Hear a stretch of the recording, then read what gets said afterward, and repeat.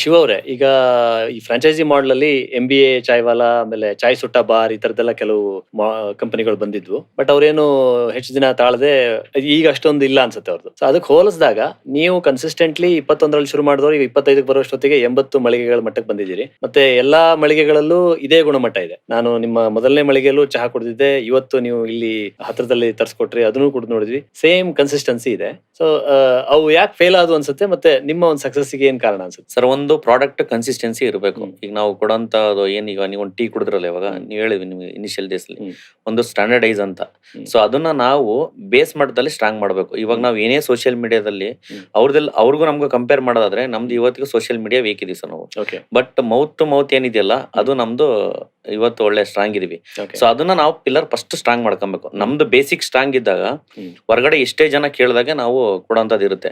ಅವ್ರದ್ದು ಯಾವುದೂ ಒಂದು ಕನ್ಸಿಸ್ಟೆನ್ಸಿ ಇದ್ದಿಲ್ಲ, ಯಾವುದೇ ಒಂದು ಸ್ಟ್ಯಾಂಡರ್ಡೈಸ್ ವರ್ಕ್ ಆಗ್ಲಿ, ಜೊತೆಗೆ ಪ್ರಾಡಕ್ಟ್ ಅಲ್ಲಿ ಕ್ವಾಲಿಟಿ ಆಗ್ಲಿ ಯಾವ್ದಿಲ್ಲ. ಬರೀ ಬ್ರ್ಯಾಂಡಿಂಗ್ ಅಂತ ಹೋದ್ರೆ ಯಾವ್ದೇ ಆಗಲ್ಲ. ಈಗ ನಾನೇ ಒಂದು ಎಕ್ಸಾಂಪಲ್ ಹೇಳ್ಬೇಕಂದ್ರೆ, ಇವಾಗ ನಮ್ದೊಂದು ಮಾಲ್ಗುಡಿ ಅಂಬುರ್ಚ ಒಂದು ಒಳ್ಳೆ ಬ್ರ್ಯಾಂಡ್ ಆಗಿದೆ, ನೇಮ್ ಚೆನ್ನಾಗಿದೆ, ನಾನು ತಗೊಂಡ್ಬಿಟ್ಟು ಮಾಡ್ಬಿಡ್ತೀನಿ ಅಂತಂದ್ರೆ ಆಗಲ್ಲ. ಯಾಕೆ ಅಂತಂದ್ರೆ ಅವರ ಈಗ ಒಂದು ಏನಂದ್ರೆ ಅವರ ಒಂದು ಪಾತ್ರ ಬೇಕೇ ಬೇಕು. ಅವ್ರ ಒಂದು ಪಾತ್ರ ಇಲ್ಲದೆ ಯಾವ್ದು ಸಾಧ್ಯವಿಲ್ಲ.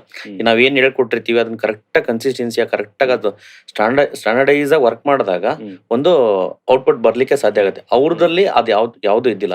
ಅಂದ್ರೆ ಪ್ರಾಡಕ್ಟ್ ಎಲ್ಲ ಹೆಂಗಿತ್ತು ಅಂದ್ರೆ ಎಲ್ಲ ಲೋಕಲಿ ಬೈ ಮಾಡೋದು. ಸೊ ಯಾರಿಗೆ ಏನ್ ಸಿಗುತ್ತದೆ ಒಟ್ಟು ನೇಮ್ ಇದೆ, ನಮ್ದು ನೇಮ್ಗೆ ಜನ ಬರ್ತಾರೆ, ಅವರು ಟೀ ಕುಡಿತಾರೆ ಅನ್ನೋ ತರ ಮೆಂಟಾಲಿಟಿ ಅವ್ರದಿತ್ತು. ಬಟ್ ಆ ಮೆಂಟಾಲಿಟಿ ವರ್ಕ್ ಆಗಲ್ಲ. ಹೊರಗೆಲ್ಲ ತಳುಕು ಒಳಗೆಲ್ಲ ಹುಳುಕು ಇದ್ರೆ ಆಗಲ್ಲ ಸರ್, ಆಗಲ್ಲ, ಖಂಡಿತ ಆಗಲ್ಲ. ಸಾಮಾನ್ಯವಾಗಿ ಕರ್ನಾಟಕದಲ್ಲಿ ಬೆಂಗಳೂರಲ್ಲಿ ಕಾಫಿ ಕುಡಿಯೋರು ಜಾಸ್ತಿ. ನೀವು ಕಾಫಿಗಿಂತ ಚಾಗೆ ಯಾಕೆ ಇಂಪಾರ್ಟೆನ್ಸ್ ಕೊಟ್ಟು ಶುರು ಮಾಡಿದ್ರಿ ಸರ್? ಇವಾಗ ಬೆಂಗಳೂರಲ್ಲಿ ಕಾಫಿ ಬಹಳ ಜನ ಇದ್ರು, ಸಿಕ್ಕಾಪಟ್ಟೆ ಜನ ಬೆಂಗಳೂರಲ್ಲಿ ಕಾಫಿ ಕೊಡೋಂಥವ್ರು ಇದ್ರು. ಬಟ್ ಕಾಫಿ ಕೊಡ್ತಾ ಇದ್ದವ್ರನ್ನ ನಾವು ಕಾಫಿಲಿ ಮತ್ತೆ ಹೋಗಿ ನಾವು ಹೊಸದಾಗಿ ಊಟ ಹಾಕ್ಬೇಕಂದ್ರೆ ಅಷ್ಟು ಸುಲಭ ಇಲ್ಲ. ಬಟ್ ಅದಕ್ಕೆ ಪ್ಯಾರಲಲಿ ಇನ್ನೊಂದೇನಂದ್ರೆ ಟೀ. ಈಗ ಟೀ ಕುಡಿ ಅಂತ ಇದ್ದೇ ಇದಾರೆ. ಸೊ ಟೀ ಯಾಕೆ ಸ್ಟಾರ್ಟ್ ಮಾಡಬಾರ್ದು, ಒಂದ್ ಒಳ್ಳೆ ರೀತಿಯಲ್ಲಿ ಯಾಕೆ ಕೊಡಬಾರ್ದು ಅನ್ನೋ ಒಂದು ಉದ್ದೇಶ ಇಟ್ಕೊಂಡು ಸ್ಟಾರ್ಟ್ ಮಾಡಿದ್ವಿ ಟೀನ. ಸೊ ಅದಕ್ಕೆ ಅದರದ್ದಾದಂತ ಒಂದು ಏನೇನು R&D ಅಂತ ಹೇಳಲ್ಲ, ಮನೇಲೆ ಹೋಮ್ ವರ್ಕ್ ಮಾಡೋದಾಗಿರ್ಬೋದು. ಈಗ R&D ಅಂದ್ರೆ ದೊಡ್ಡ ಪದ ಆಗುತ್ತೆ, ಒಂದು ದೊಡ್ಡ ಕಂಪ್ನಿ ಮಾಡಿದಾಗ ಅದು R&D ಅನ್ನೋದು ಬರುತ್ತೆ. ಬಟ್ ಮನೇಲೆ ಮಾಡೋದು ಇದೆ, ಇದಕ್ಕೆ ಮನೇಲೆ ವರ್ಕ್ ಮಾಡೋಂಥದ್ದು, ಒಳ್ಳೊಳ್ಳೆ ಪ್ರಾಡಕ್ಟ್ ನ ಹುಡುಕಿ ಒಳ್ಳೆ ರೀತಿಯಲ್ಲಿ ಹೆಂಗ್ ಕೊಡೋಂಥದ್ದು, ಅದನ್ನೆಲ್ಲ ಒಂದು ಫಾರ್ಮುಲಾ ಸೆಟ್ ಮಾಡ್ಕೊಂಡು ಒಂದು ಒಳ್ಳೆ ರೀತಿಯಲ್ಲಿ ಪ್ರಾಡಕ್ಟ್ ಔಟ್ಪುಟ್ ತಂದು ಫಸ್ಟ್ ಬರೀ ಟೀನೇ ಸರ್ ನಾವು ಕೊಟ್ಟಿದ್ದು.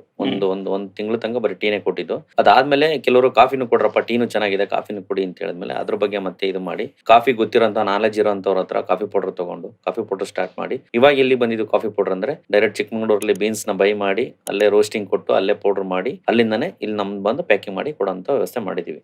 ಯಾಕೆ ಅಂತಂದ್ರೆ ಸರ್, ಇವಾಗ ನಾನು ಕಾಫಿ ಪೌಡರ್ ನಾನು ಈಗ ಇನ್ವೆಸ್ಟ್ ಮಾಡ್ಬೇಕಂದ್ರೆ ಮಿನಿಮಮ್ 50 lakhs ಬೇಕು ಈ ಇನಿಷಿಯಲ್ ಡೇಸ್ ಅಲ್ಲಿ. ಸೊ ಆ ಮಿಷಿನ್ ಹಾಕಿದ್ರೆ ಆ ಒಂದು ಔಟ್ಪುಟ್ ಬರೋದಾಗ್ಲಿ, ಒಂದು ಪೌಡರ್ ಬರೋದಾಗ್ಲಿ ಇರುತ್ತೆ. ಸೊ ಎಲ್ಲದ್ರಲ್ಲೂ ನಾವು ದುಡ್ಡು ನೋಡ್ಲಿಕ್ಕೆ ಆಗಲ್ಲ. ಈಗ ನಾನು ಒಬ್ನೇ ಬೆಳಿಬೇಕಂತಾನೂ ಆಗಲ್ಲ, 4 ಜನನ್ ಬೆಳೆಸಿ ನಾವು ಬೆಳೆದಾಗೆ ಅದಕ್ಕೊಂದು ಮುಂದಕ್ಕೆ ದಾರಿ ಇರುತ್ತೆ. ಸೊ ಎಲ್ಲಾದ್ರೂ ನಾನು ಒಬ್ನೇ ಮಾಡ್ತೀನಿ ಅಂತಂದ್ರೆ ಸಾಧ್ಯ ಇಲ್ಲ. ಅವ್ರನ್ನು ಬೆಳೆಸಿ ನಾವು ಬೆಳೆದಾಗ ಒಂದು ದಾರಿ ತಲುಪುತ್ತೆ.